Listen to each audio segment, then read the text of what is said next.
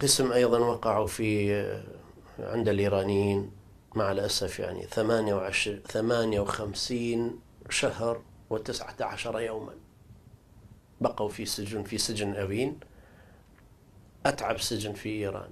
معتقلون عند الإيرانيين. نعم، 58 شهرا. كم واحد هم؟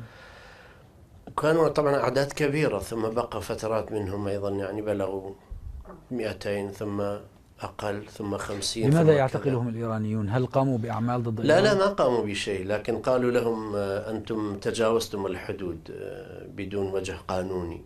هو كله كان كذب، يعني مجرد. وأيضا عملوا تجاههم شيء يعني خيانة لا تليق إلا بهم، نعوذ بالله.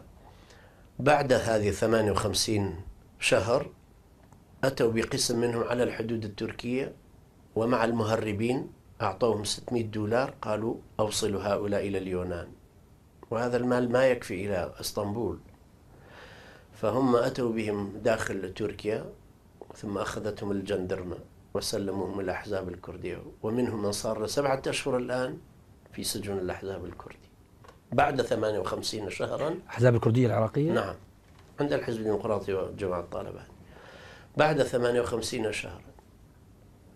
ومنهم من وصل كيفما يكون، يعني وصل إلى البلاد الأوروبية وغير اسمه وغير، يعني حتى نحن من معاناتنا لا نستطيع أن نعطي الرجل أن يعطي اسمه الحقيقي ويقول سجنت في إيران، لأنه مجرد أن يقول أنا سجنت بسبب أنصار الإسلام، الأوروبيين أيضا يخافوا.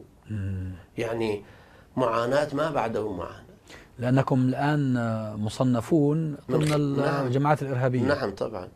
والذين هم في سجون الحزبين الطاغوتيين الديمقراطي والطالباني أيضا يعني في فترة جاوزت 800 شخص. يعني هذه الجماعة التي كان لها في يوم من الأيام محطة تلفزيون ولها مقرات ومدارس ومؤسسات، الآن هي مطاردة. نعم.